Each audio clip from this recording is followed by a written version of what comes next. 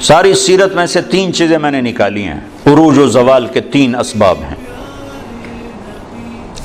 جس قوم میں عدل ہوگا، جس قوم میں سچائی ہوگی، جس قوم میں دیانت ہوگی، انہیں زوال نہیں آ سکتا، چاہے وہ مسلمان ہے چاہے وہ دہری ہے۔ دہری ہے کوئی مزہ والا نہیں، اللہ کو مانتا ہی نہیں ہے۔ اگر ان میں عدل ہے، اگر ان میں سچائی ہے، اور ان میں دیانتداری ہے، انہیں زوال نہیں آ سکتا۔ آخرت کا فیصلے آگے ہیں، دنیا میں انہیں زوال نہیں آ سکتا، ان پہ کوئی غالب نہیں آ سکتا۔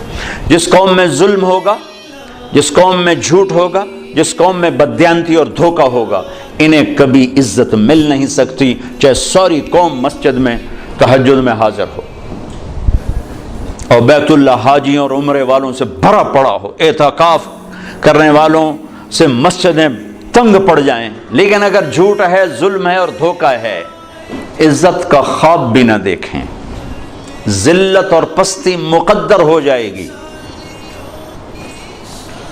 میرے نبی ایک پورا زندگی کا پروگرام لے کر، صرف 5 وقت کی نماز تھوڑے لے کر آئیں، تو 2 گھنٹے کا کام ہے، باقی کیا کریں؟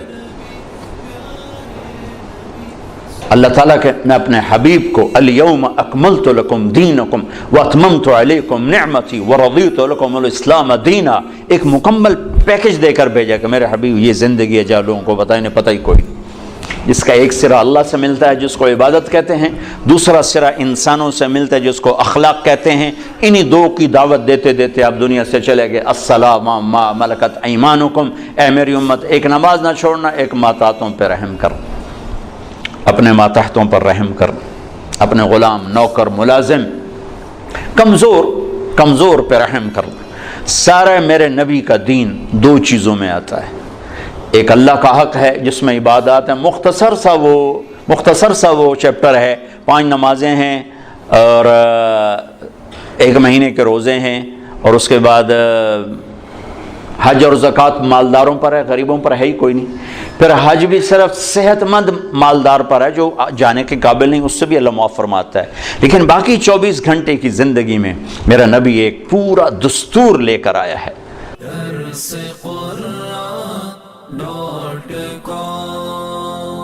www.darsequran.com